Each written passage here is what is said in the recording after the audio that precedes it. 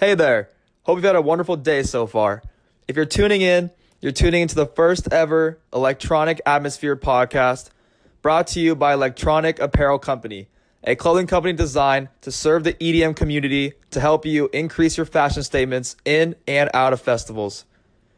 In this podcast, we'll be explaining how you can get your name mainstream from a nobody to the next headliner at EDC in no time, all the way from producing skills all the way to marketing yourself on different forms of social media in order to get your name big time. And we are here to help you do that because we care about all of you trying so hard to create new music because it is one of the hardest things in the world, and we want to help make it easier for you, and we want to help you as much as possible. So thank you for being here, and I promise you're going to get a lot out of this episode.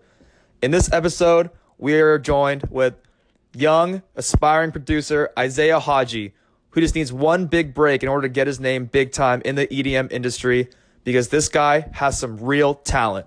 If you listen to his new album, Anybody Else, by Isiah Haji on Apple Music, on Spotify, or any other music platform like SoundCloud, because it is literally everywhere, you're going to be blown away. This guy is extremely talented, and I'm so glad to have him here today because he has a lot of great value to provide for you all. So please listen carefully, and you will get a lot out of this episode. So let's get right into it. How you doing, Isiah? Doing good. How's it going? It's going good, man. Just had a long drive home from San Diego up to the Bay Area. I'm just home for the weekend right now. Just taking care of some stuff. What are you doing up there in San Diego? In San Diego, I'm actually just I'm going to school right now. I go to San Diego State, and then I'm also making this company with everyone. But my graphic designer is up here, and this is where I'm from San Francisco. But our graphic designers are up here, and then so we've been like FaceTime back and forth about our company, but now we're actually getting into it. But wow. Yeah, it's been a good ride. That's sick. Yeah, but so it's a short background story of yourself. So as we know, I make electronic music. I got into it probably, I'd say 9 years ago, 10 years ago now. Super young age. I got into music from playing Guitar Hero, of all things. I was just playing Guitar Nice. Hero, having fun, and my mom noticed, and she ended up getting me a guitar for Christmas or my birthday or one of those two. And I would just play nonstop, like in my room. And then after that, I just put it down for a while, picked it up again later down the road, and that's when my mom got me my second guitar. And that's when I went completely off the walls, trying to replicate sounds that Skrillex made, because in my head it sounded like a guitar. So I was like, yeah, I could just do it with a guitar. So that's what I did for a long time. And then I figured out, like, just by going on YouTube and learning more, like, how electronic music was made. So I got into it, like a lot of other kids trying to make dubstep. And I found out really fast that was super hard. Like, dubstep is, that level you reach when you're having so much fun with house music that you're like, I want to do something crazy and weird. So you just go straight into it. So then once I figured that out, I dialed myself backwards and, got into house music. And house music was a super good path, I think, for me. A lot of kids go the like commercial, big room, loud sounds, anthem house, progressive, things like that. But I went straight into like regular raw house music, like disco samples and things like that. And then from there, I got into producing heavily, just diving my mind straight into it. And I created a few EPs, some songs. And we had a family friend. His name is Shane V. He did some really good, like, techno and trance and things like that. And I was like, that sounds fun. So I got into that. And then I ended up working with him briefly, and he let me remix one of his songs, which he then put on his comeback album. And for me, that was like motivation to do a lot better. So I just grinded super hard. And I made this EP that I put out called Neon EP, I think it was, or something like that. And I think I put like 5 or 6 songs on there, just like some house songs that I thought were super cool. Yeah, and that's awesome. I put those out, and they got a lot of good feedback. And it was weird because blogs picked that up and things like that. And I was like, whoa, like I could actually do this. Like this is fun. And this is like my sophomore year, probably freshman year. Oh, no way. You were that young? Yeah, I was super young. Like Oh, this is when wow. all that happened. So then, right around that same time, I got into Maddion and Porter Robinson. And I don't know what told me. Like I had a perfect path. I was doing perfectly fine. Don't know what told me, but I completely ditched house music to make like alternative indie electro is what I called it. And I just completely jumped right off the deep end on that one. And a lot of the blogs that had come were like, you make some really cool music, but it's not really what we cover. And I was like, that's understandable. Like, I'll see you later then. And just completely bypass what opportunity I had right there. And it was super funny that I did that thinking back on it. But, I just kind of did that, and I started making this music that I thought was super dope. And that's how I got my first album, which that took, I think, 7 months in total. Yeah, and what was that album called again? Enigma. Yeah, it's like this electronic album with these, deep bassy sounds, super melodic. There's a couple like interludes that I put in there. I just went off of how I thought an album should look and sound and things like that. And in the middle of making that album, Tommy Sunshine DMs me on Twitter.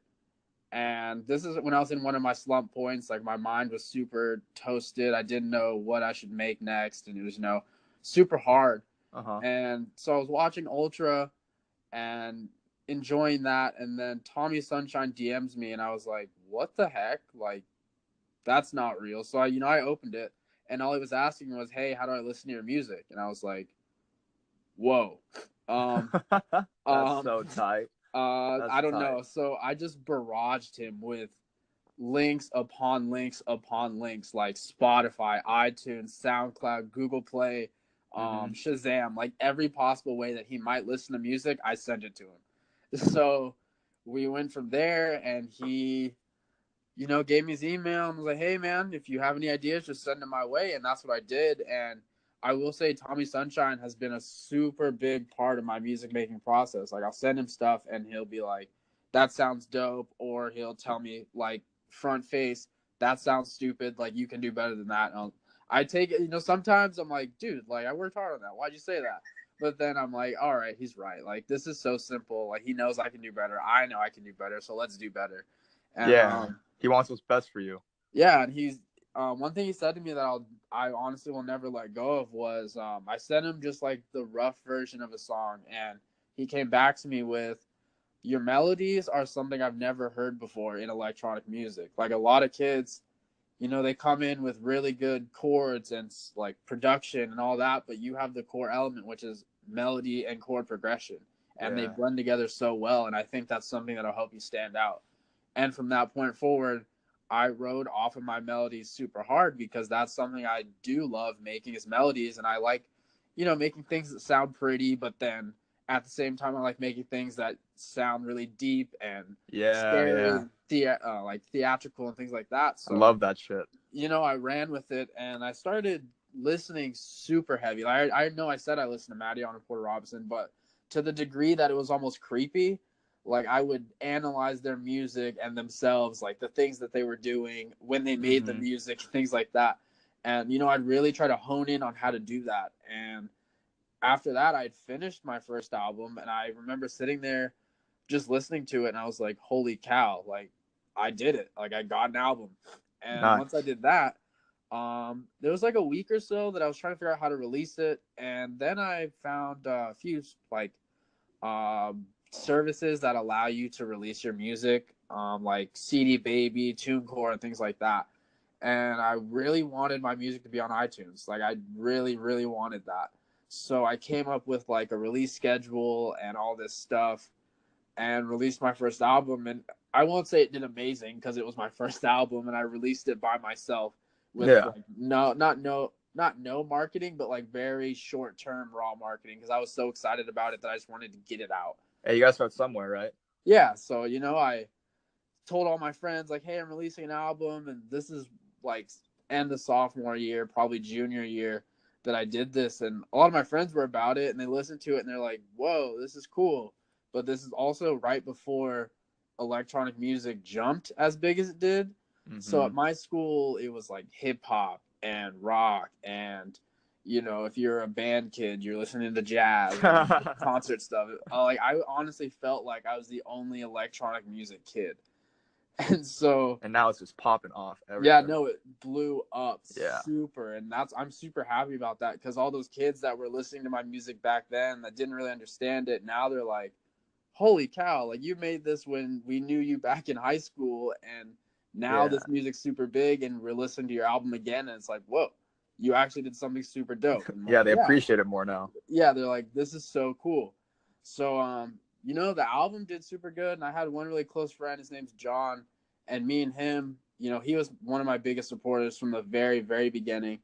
And me and him started this team where we would DJ around our hometown and do all these cool little house parties and things like that. And we did a lot to make electronic music blow up, Mm-hmm. specifically in our hometown because it's small, and music like that does not get to towns like that. So we did what we could to make sure it did, That's mostly awesome. so people would understand what I was doing. And a lot of people caught on, a lot of people supported me, and by the end of me being there, it turned into this really cool wave of like kids loving electronic music. And there's even kids that are like, I don't want to say inspired, but motivated to get into electronic music and make their own music and, kind of take after what I did. And every time I go back, there's always someone new like, hey, listen to this. Like I made this and I like your new album and, things like that. And it's super cool. It's like super weird at the same time because I never expected to get that kind of attention from people. Hey man, that's awesome. That's a great background story. I mean, it sounds like you've been producing forever. Oh, yeah. What age you say you started again? Um, well, I'd say probably 9 or 10, right about. Because I'm 9 or 20 now, and it 10. was like 10 years ago that I really got super into it. And this is like right when I'd say Skrillex and Dead Mouse and them were coming up.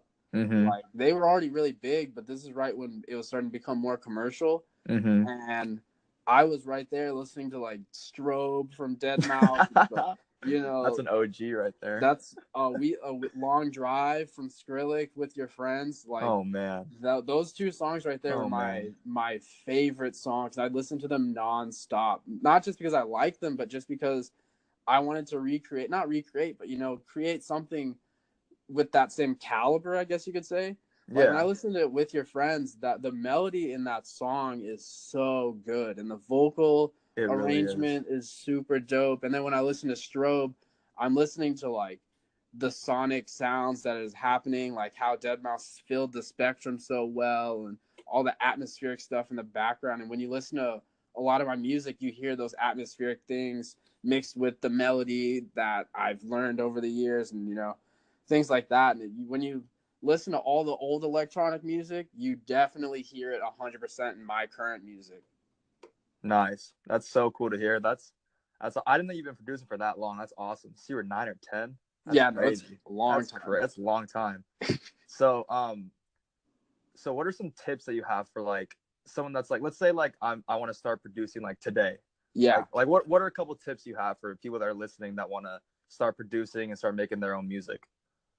The first thing I would say is go on YouTube and type in how to make electronic music.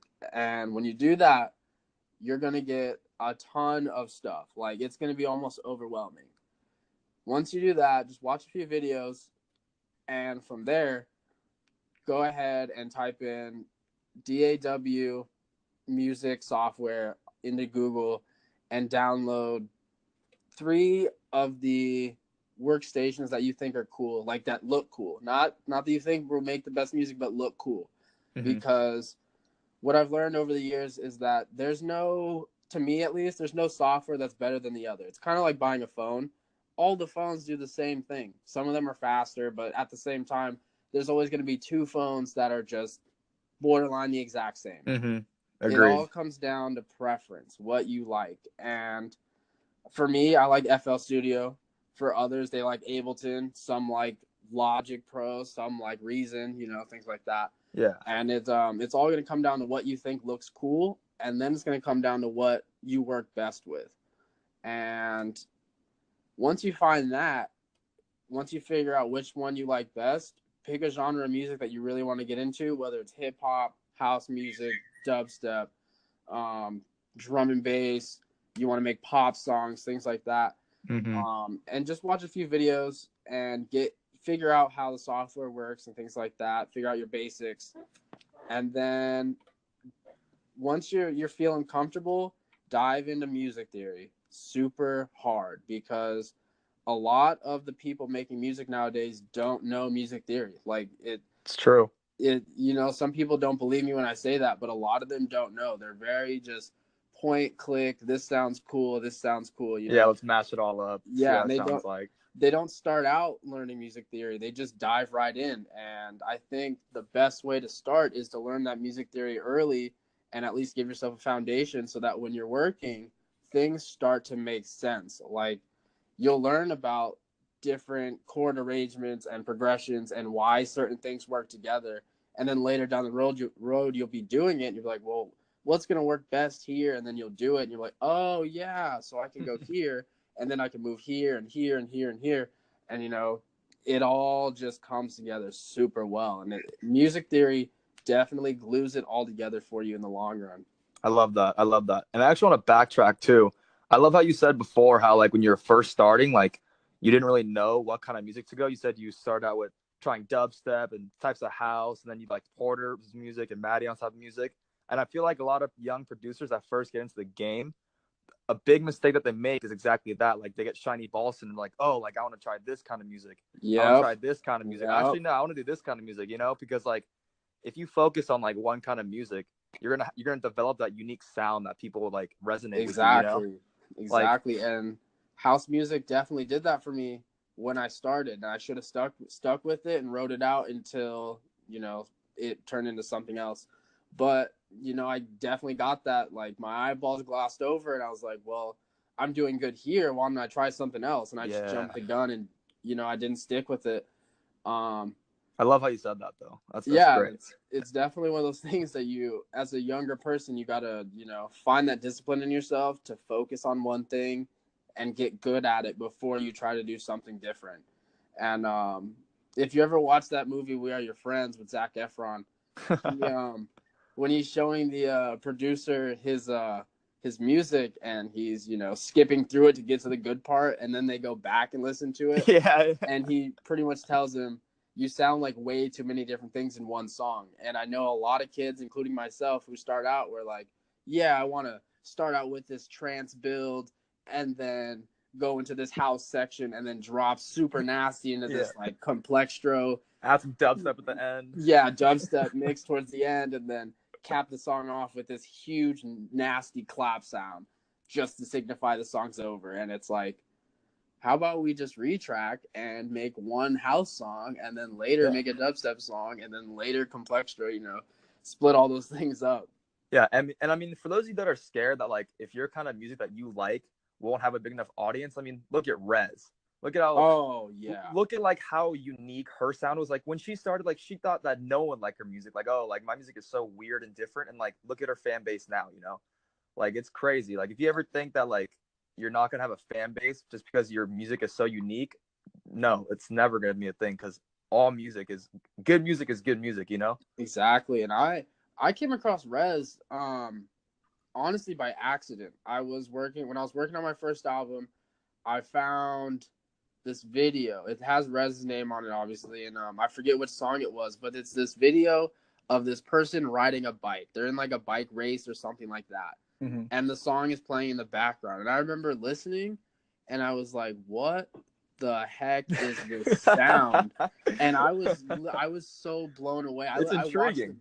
I was watching that video like nonstop. Like, how on earth do I create that sound? And when I went through, I was super interested in figuring it out. And I would Google like how to make Rez sound, and nothing would come up because she was still very underground. Mm-hmm. And I didn't know what to do. My brain was like sitting there trying to figure it out. And I would look at Massive and I would stare at it for hours. Like, how do I create this grungy sound and then layer it so I get this thick bass with that like signal sound right on top of it, and it just wubs all the way down across all the frequencies, and the kick is just super thick and everything's perfect. and I just didn't know what to do. It was so interesting to me. So interesting. Yeah, I mean, her songs are insane. Like, I mean, her song, I know her like first hit that I loved was Edge. You know that one? Yes. That song is like the build up and like the drop is just crazy to me. I don't know like how she makes those kind of like sounds like sound good together. You know, it just blows me away. All It those blows me away. yeah, Super. She's so incredible. yeah, and like that's why like I want all like young upcoming producers that just want to get started to know like you can do anything with any sound. It just takes talent and just takes time and hard work and dedication. Exactly. Just like how my boy Isiah is doing here today. Hard work and I'm dedication, baby. grinding it out as hard as I can, man. Hey, that leads to my next topic actually. You got any advice for people that, you know, as a producer, you're gonna have those days where it's like shit, like you got producer's block, like I don't know what the hell to like make today, like I just don't feel like, you know, making music today. Like what do you do on like the bad days of producing, you know, where it's just really hard? So one big thing I do is I step away, take a break. You know, even if you're just waking up and you're hitting your hour that you need to work, if you're not feeling it or your mind feels blocked, take a break, close everything down, go for a walk, a run, work out, watch TV, play video games, just get your mind off of it for a few hours, you know, give yourself that room in your mind to breathe, and then I guarantee out of nowhere an idea is going to hit your mind like, "Oh yeah, I make music. Oh, this would be a good idea. Let me do it." And you'll go back and you'll get in there and you'll put the idea down and then you'll expand off the idea, and who knows, you might get 4 other ideas off of that. It's just about taking time away. And I love that. you know, I've learned that super hard this past couple weeks getting my show together, because I did nothing but work on the album, and then from the album, the second I finished it was like, I should make a live show. Like, I've already had the live show, but I never had the music that I liked to put into the live show, and now I have that music, and I jumped straight into making the live show, and then I jumped straight into doing visuals and routing all this stuff to make this incredible show. And then this whole weekend, my mind has been super blocked off. Like, I had no idea what to do. I started like stressing out because the show's next weekend and I don't feel ready, but I know I'm ready, and I just want to make more content and get more content in there. And then, you know, I took a moment this whole weekend to just sit down and relax. And now I know that when I come into it tomorrow, fresh ideas, fresh mindset, and I'm just going to rehearse, get things ready, get the stage and everything golden and locked in, and just go throw down hard on Saturday. I You love just that. you just got to take a break. You got to take a moment away, because I know for a fact, and I know from experience, that this stuff can just reel you in to the point where you never leave, and you'll just sit there for hours mindlessly making music. just And stuck in your bedroom, just yeah, pressing it's beats, pressing super kicks, zombie frequencies. mode. Super zombie mode, and you're Yeah, I just mean, sitting there. it's just like anything, you know, like if you do too much of anything, you're gonna get burnt out. It's just like writer's block or anything. Like if you work out too much, whether you do anything, your body's gonna be too tired. If you work out too much, if you write too much, your brain's gonna be fried and you can't write anything else. Just like with producing Exactly. music, it's just the same concept. Like you got to give your brain time to heal and think about some of the stuff and let that creative mind go crazy. And a lot of you know, even at this age, at this level of, you know, artist degree, I I constantly feel the need that I need to be working. I need to be, you know, doing better than whoever's, you know, right in front of me, 2 levels in front of me, 4 feet in front of me, you know, things like that. I Mm-hmm. always feel like I need to be doing better, not in the sense that it's a competition, but like, It's so a great I can, mentality, though. yeah, you know, it's like I need to be doing great so I can be just as good, if not better, than the next guy. And I have that idea all the time. And I remember when I was coming into music, there's a kid, Aiden Jude, not to throw him under the bus, but he, you know, he was at the time my competition, where I looked at him and I was like, this kid's about my age, doing really cool things, but I'm doing the same thing. How come I'm not, you know, at the same level? And he's getting thousands, tens of thousands. I think he might have reached 1 million on some of his songs, but like, you know, this amount of stardomship, that I was doing the exact same thing. How come I'm not getting the same thing? And I just didn't understand it. And then with a little more research and, you know, looking into it, I found out some things that, you know, made me feel a little bit better about myself. But at the same time, it's like, how come I'm not doing as good as him? But then I really looked at it and I was like, my time will come eventually. Like, not to say he's gonna burn out anytime soon. I'm sure he's still making music now. I stopped paying attention, but he's doing his thing. I'm doing my thing, and my time will come where I just blow up and do cool stuff like him. Hell yeah. It's just I just gotta wait on my turn, and when my turn comes, I'm gonna be at a level that a lot of kids might feel like they're at. A lot of kids might not be there, and they might look up to me. But I'm just gonna blow it up as hard as I can and play these shows that are just massive and crazy and beyond anything. I love that. Yeah, I feel like a lot of us as humans, we always wonder like, oh, like how are they doing, or like comparing ourselves to other people. And I feel like once you get to that point, like how you said, where you just care about yourself, and your biggest enemy is yourself.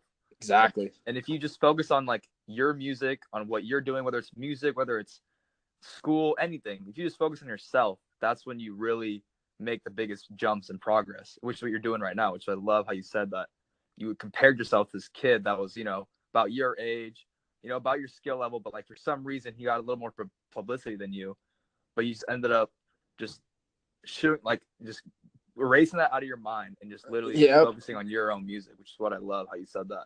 And that helps a lot, just great because you gotta, as much as it is good to compare yourself and find yourself someone to, work against, not really against, but, work with, I'll say, to keep everyone happy, work with, and, just kind of give yourself a median. And once you pass that median, you're going to have to find someone new. And if you don't pass it and they keep progressing and you don't, come at it from a different angle, look for a different route to go, and either keep comparing yourself to that person, and you can if you want. It's just going to be, punching a brick wall, or you focus in on yourself and regroup, find yourself a good, song or two, and then look at what they're doing. Be like, oh, so this is, they're doing their thing, I'm doing my thing. I might not be at the same level as them, but I am doing something that's cool. Let me just keep doing it. And over time, you're going to forget that person even exists, and you're just going to keep making your own music. Exactly. And before you know it, someone cool is going to be coming to your door, like Jimmy Iovine, asking you to come play somewhere, sign whatever, Yeah. And it's just, you got to focus on yourself. You got to do your own thing until something happens. And if nothing ever happens, that's when you start making things happen for yourself. And one super big problem I always had growing up was getting my own job, like getting my first job. Mm-hmm. And my uncle helped me out a lot with that. He ended up getting me my first job, which was main service cleaning. And let me tell you, main service cleaning, any type of cleaning, that'll humble you out real fast. When you have to clean toilets, you'll quickly realize, A, you're not better than anybody else. Everyone can clean a toilet. And B, if you don't ever want to clean a toilet again, you better be doing something cooler than that. And that's when I started pretty much finding my own gigs, or finding places that didn't have a DJ but could use one. And I would sell that point super hard. Like, hey, your restaurant's super cool. How about on Fridays you have me come in and play music, and we have like a dance party or something like that to get more people coming to your restaurant on Fridays, going to the bar, things like that. And I was like 16 or 17, so I don't think I could legally be in there during bar hours, telling people to go buy drinks from the bar and things like that. And a lot of restaurants, at first, they weren't behind it, and then they saw me playing other places, having my own events, and they were like, oh, so this kid, he was serious about doing that. And as I got older, I think it was like right when I turned 18, I started playing at the A-Loft here. And I played for a couple rounds, took it back, and then right around 19, I started playing there seriously. And I've been doing that for about a year and a half now, and it's super fun. Like, we go in there, play every Thursday or every third Thursday, and just throw down a fun pop, hip-hop, house music set, and people just love it. Like, they sit at the bar and they jam along. Nice. While I'm playing, I see people taking Snapchats of me, and it's really funny to watch them. Like, these older people, younger people, pretty much anybody, trying to take a Snapchat of me from across the room, and I can see them clearly. And, I just keep playing. But it's cool that, I really made my own job and made my own way to get into Tucson. And I've just been doing the exact same thing I did when I was down in my hometown, is making my own way, paving my own road, and finding jobs for myself, because at the Yeah. same time, no one's going to give you those jobs. No one's just going to hand them over. And a lot of the things I'm looking for don't even exist yet. So I have to make them exist. What are you looking for? I, right now, am looking for an avenue to play this live show of mine to a caliber that is really high, like super high for my level and current experience as a performer. And there's not a lot of places that can do that, like that can cater to that caliber of show. Yeah. In my mind, and I'm sure a lot of other people's minds, it's like a festival level show that I want to play, like massive stage design, production, just completely off the wall, things like that. Mm-hmm. And in order to make those things happen, you got to have a show ready, you got to have financial situations ready, and things like that. And finding a venue has been the hardest thing, but luckily I have the A-Loft. They've been willing to let me do that at the A-Loft, and that's what we're doing this weekend. And it's definitely a blessing, a lucky strike, whatever you want to call it, all on its own, because there was no venue that was able to sustain a show of that level with the amount of people that I want to bring through, with the amount of or type of production I want to do. And when I went to the A-Loft and asked them, they were like, yeah, we can try that. Let's do it. And that's what happened. We got in there, figured things out. We looked at it. We're like, oh, that sounds cool. Let's get that going. So that's what we have set up. And it was kind of cool to me because I didn't think I'd get to this level or reach this experience for a long time. And hopefully this, bubbles out more cool things, and we get some other cool shows down the road that we've been looking at and talking about for a while. That's awesome. And for all the listeners, tell us more about where we could find your show. So you can find out more about the show and about me on Twitter.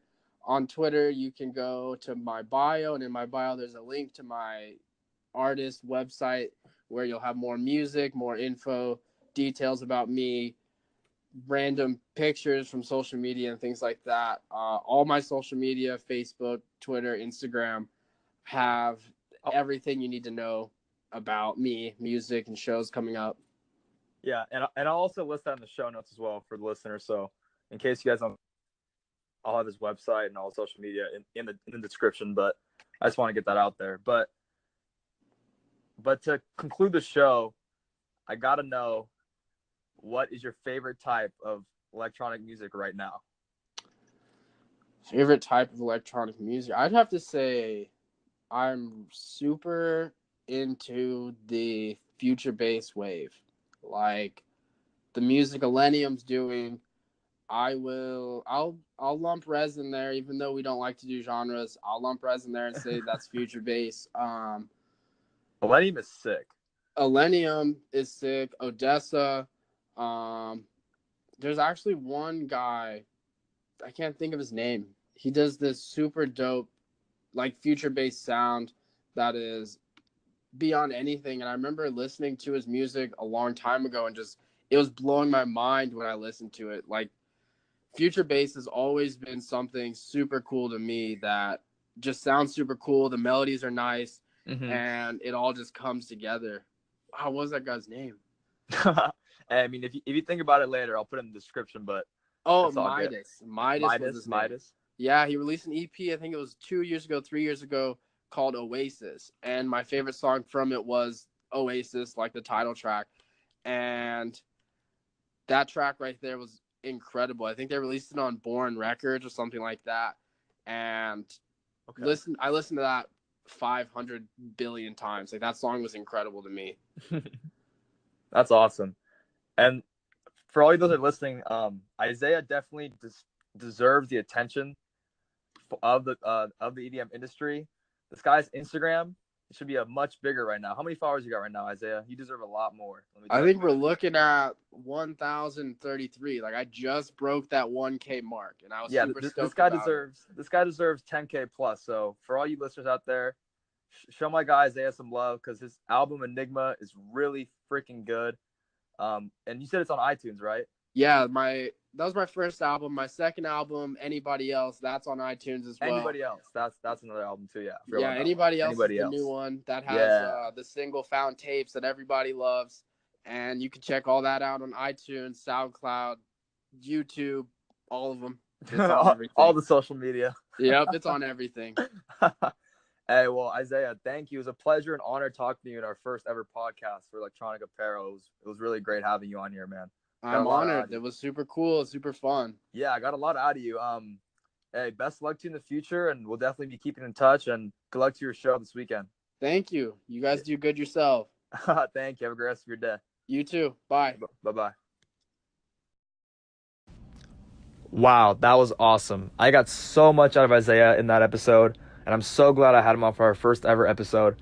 Please, if you haven't checked out his music yet, check him out right now because this guy is so talented and he deserves so much more attention.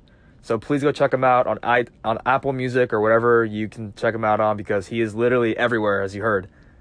But thank you so much for tuning in to the Electronic Atmosphere podcast, the first ever episode. I'm your host, Jason Lee, with Electronic Apparel. If you haven't checked out our website yet, please go check us out at www.electronicapparel.co.com. We have amazing merch for you guys, and we just want to help improve fashion statements around the world, and especially in the EDM industry. Thank you so much for listening to our podcast today, and we'll see you soon. Love you all.